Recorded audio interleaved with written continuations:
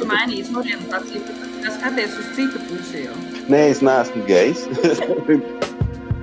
Tev ir putns vienmēr līdzi. Jā, mans krauklis, mana vārta. Jā, zem tavu balku ar binokli vērojot. Bez ķiveres es nekur nē. Bet jā, atkarībā. Labi ir tad, kad cilvēks neapstājās savos meklējumos. Labrīt, labdien un labvakar. Tas kursīgs Oskars ar savu davai pa latviski.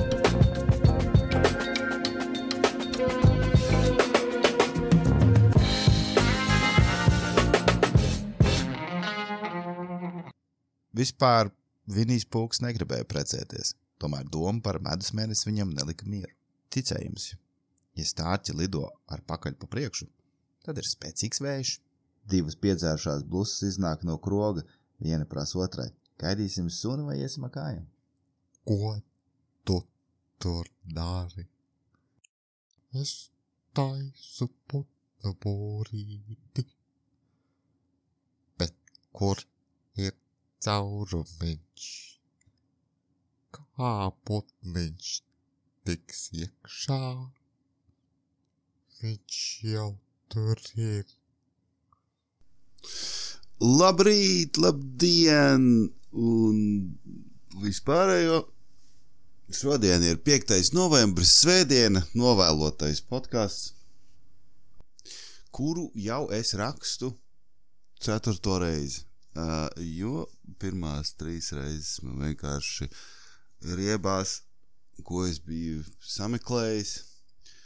Un arī 4. reize nebūs nekas ģeniāls, bet šodien Anglijā ir 5. novembris, kā jau iepriekš minēju.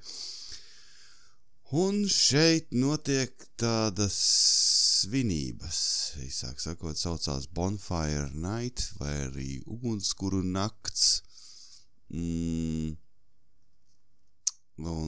jā, un īsāk sakot, tās ir ļoti senas svinības, kas sākas 1605. gadā.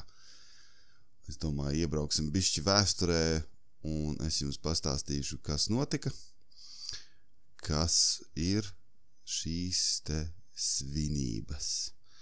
Remember, 5th of November. Tā saka, kad iet runa par Bonfire Night.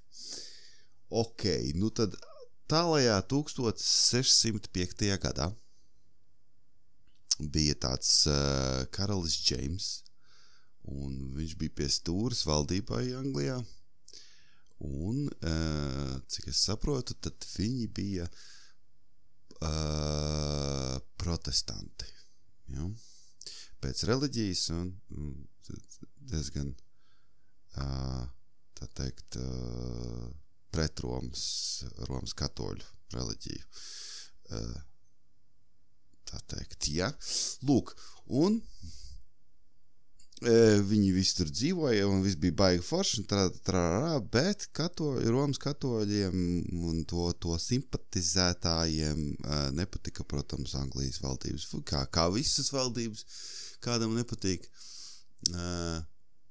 Un pēkšņi parādījās grupa cilvēku, kas, īsāk sakot, sāka domāt kaut kādas aktus taisīt. Nu, lūk, viņu starpā bija tāds Džeks Gais Foks, kas piedzimis ir Jorkā, 30 jūdzes no šejienes, bet tālajā 1500 ar kapekām, kurā tur gadā.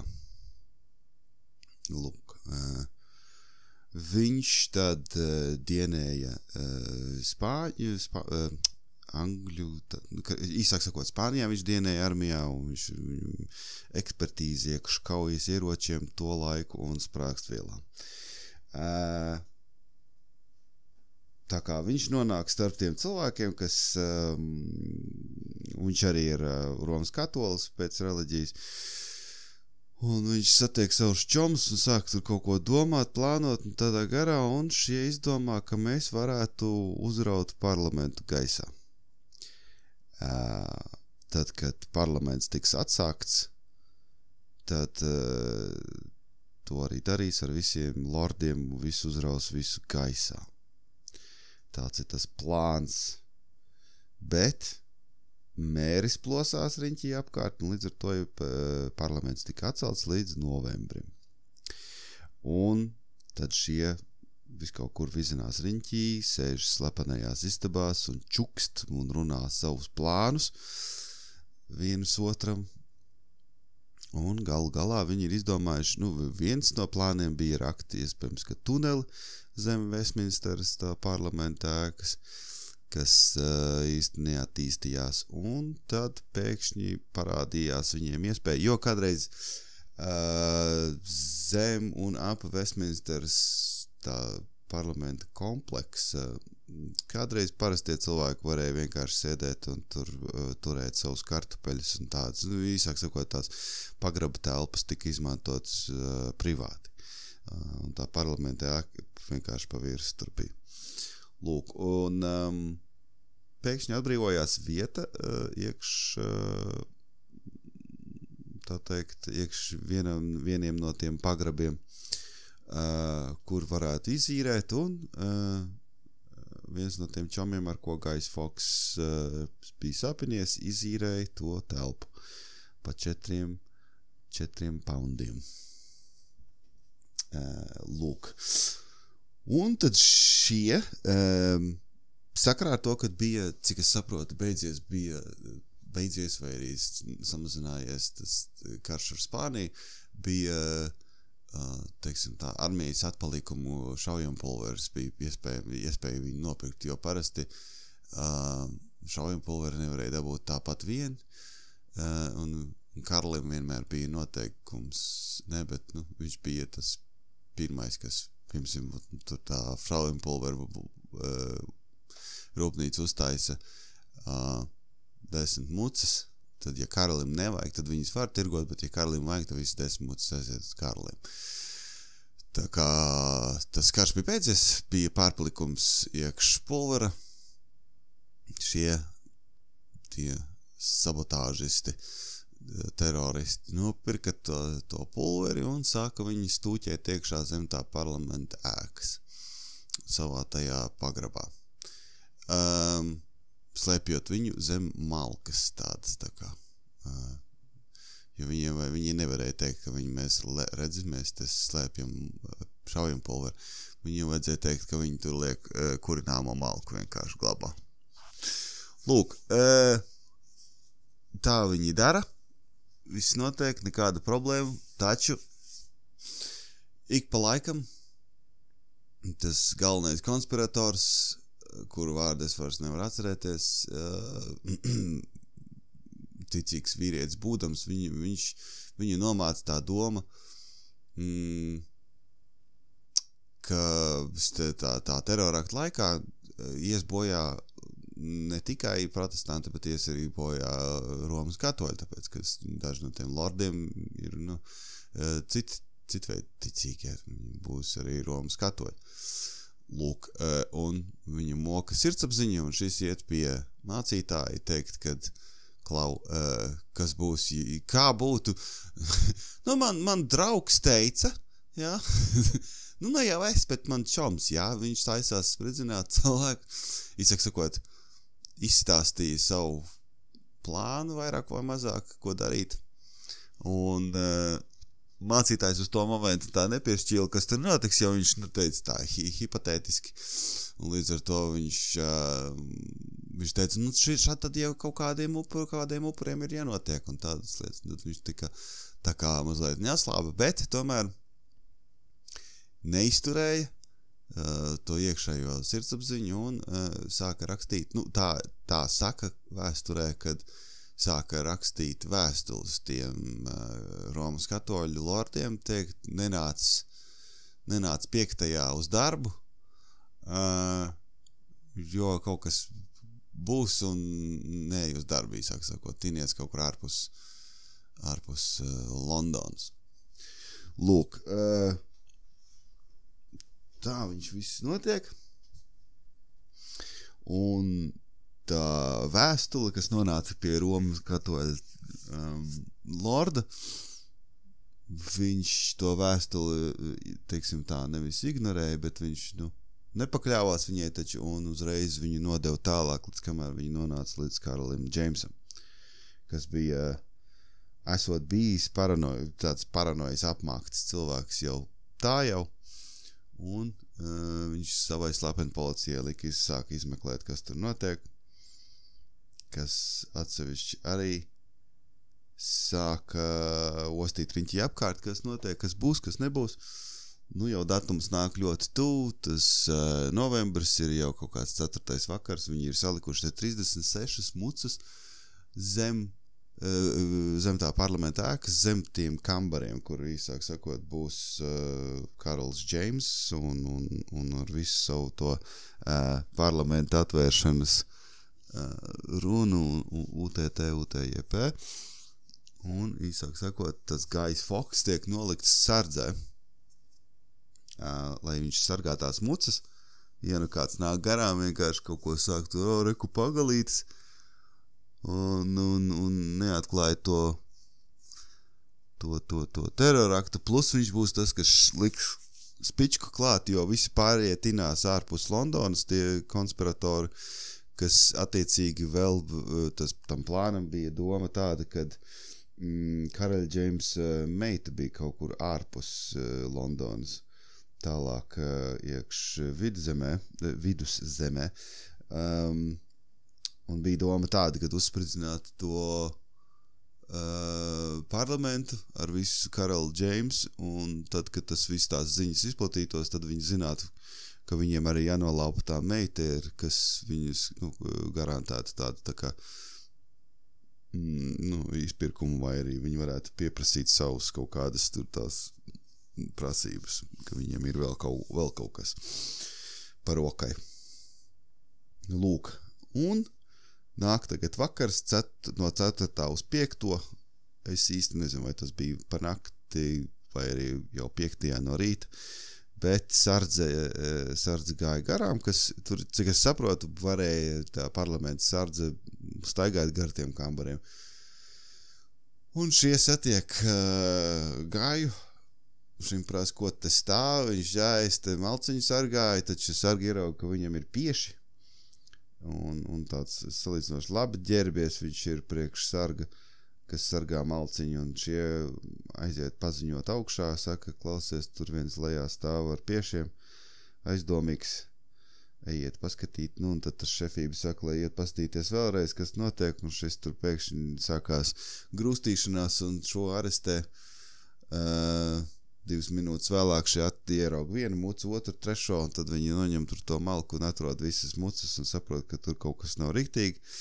Šo uzreiz ras uz kambariem, uz moku galdiem virsū un uzreiz sasien kājiņas un rociņas un sāk viņus stiept uz visām pusēm un prasīt, kas tur notiek, un tad viņš beigās, īsāk sakot, teiksim tā, bez variantiem viņš vienkārši atzīstas, jo mokas ir trausmīgas. Lūk, un šis izstāsta visu, ko viņš taisījās bija darīt, un karalis uzreiz automātiski tikko kā viņš padzird, kad kas ir bijis domāts darīt, viņš veids karaļa paziņojumu, kad sanāciet bērni, tagad vai visi svinēsim to, kad terorakts tika novērsts un kuriniet ugunskurs. Un īsāk sakot, tajā jau 5. novembrī pirmie ugunskuri tika kurināti pašā Londonā. Un tad, īsāk sakot, tā tradīcija. Un tad to padarīja viņu pa sarkano dienu kalendārā. Un tas bija vairāk tāds tā kā viņš viņu paziņoja kā valsts dienu, un, īsāk sakot, tas tika darīts līdz pat 1850 ar kapekām gadam, kad tas bija oficiāli, un tad to atcēla, jo tā, teiksim, tā protestantu reliģija vairs nebija tik spēcīga, reliģijai vairs nebija tik liels iespējas, un tad vairāk. Un tad viņa tā diena palika cilvēkos vēl joprojām, taču viņa vairs nebija oficiāli tāda, teiksim, svinamā diena. Lūk, un tad viņa tā diena tika stiepta līdz, teiksim, starp parastajiem cilvēkiem, viņa tika turēta tālāk līdz šobaldienai, ja? Taču viņa nav sarkanā diena kalendārā, viņa vienkārši ir vienkārši tā diena, ko cilvēki atzīmē. Un cilvēki viņu atzīmē ar lielu ugunskura kurināšanu un salūtu. Interesants fakts par šo te dienu ir tāda, ka tas Guy Fawkes, kā teikt, ja? Viņa vārds Guy ir tas pats, īsāk sakot, viņa vārds ir tas, ko, piemēram, angliski, piemēram, tas saka, I know a guy, es zinu Džeku, ja? Vai vec, vienalga, ja? Vīrieti, ja? Tas vārds Guy nāk no viņa vārda. Saka, those other guys, ne? Tas vai arī this guy, that guy and that guy, ne? Tad visi šitie tas Guy, tas vārds, tas ir nāk no tā Guy Fawkes vārda. Lūk, tāds interesants fakts par valodu un Anglijas vēsturi. Un jā, un nekas viņiem neizdevās, īsāk sakot, viņus pēc tam pakāra un viņi visi nolika ķeli un gatavs, neviens autobiogrāfiju neuzrakstīja. Tā kā tas arī viss bija beidzies priekš viņiem. Taču jā, man šķita, ka būs, es gribēju vienkārši šo te pastāstīt, jo katru gadu viņi notiek, un es vienmēr nezināju, no kuras puses parasti cilvēki svin viņu, jo kā teikt, salūts priekš manis, tad, kad es jums redzu salūts ir svinības, vai ne? Un tagad, rokot bišķiņ dziļāk šo te stāstīju, es atstāstīju viņu tādu, teikt, cik tas tā vairāk tā kā atstāstījums nekā tieši, teiksim tā, tieši tulkojums. Taču man interesēja, kā tas tiek svinēts, vai tas tiek svinēts kā vēlns, ka nesanāca, ja? Tā no tautas puses, vai tautai tiešām tas James tā patika, ja? Vai arī tā valdība tā patika, kad reku paldies Dievam, ka novērs tādu, vai ne, pasākumu. Tas es īsti nevarēju saprast, no kuras puses tas tiek svinēts. Un vienmēr man kaut kādīgi šķita, ka tas ir tāds vairāk tāds, vēlns, ka nesanāca. Vai ne? Tā kā grūti teikt man no malas skatīties, bet jā, tas oriģinālais iemesls, kāpēc viņu sāka svinēt, tas, ka tas karalis James teica, ka, lūk, tagad svinēsim, kad nesanāca. Un tad visiem vajadzēja svinēt oficiāli. Tie, kas nesvinēja, tie visi bija, tu esi pret mums, vai ne? Tā kā jā, tas tā bija interesanti, bet, jā.